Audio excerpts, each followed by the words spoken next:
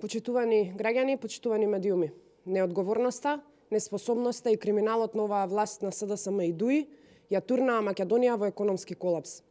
Последната најава за ново задолжување од речиси 1 милиарда евра само го потврдува тоа.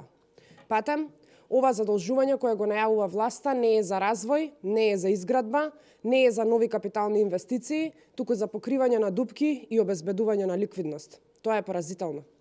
Според информациите во јавноста, власта ќе побара од ММФ 900 милиони евра за сервисирање на основните обврски, поради катастрофалната состојба со буџетот.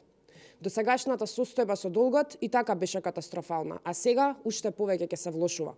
Ако долгот до сега беше над 60% од БДП, сега со новите задолжувања ќе се зголеми на над 63%.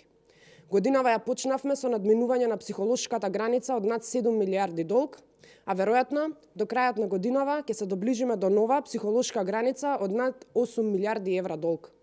Оваа власт на СДСМ и ДУИ за 5 години ја задолжи Македонија речиси колку сите влади заедно. Кога ја превземаа власта, долгот изнесуваше 4,7 милиарди евра, а сега галопирачки достигнува над 8 милиарди евра. Само во последните 3 години генерираа нов долг кој е еквивалентен на 1250 евра по граѓанин. Во исто време ја заковаа Македонија на дното од земјите во регионот по странски директни инвестиции. Реализација на капитални инвестиции и раст на БДП нема.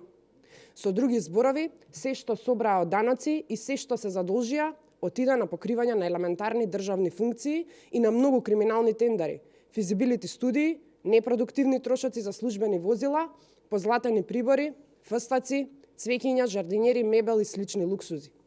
Почитувани граѓани, ова мора да престане. Ваквата состојба мора да се промени. Тоа е можно само со нови предвремени избори, кога главните виновници за економскиот колапс, СДСМ и ДУИ, ќе бидат поразени. Ви благодарам.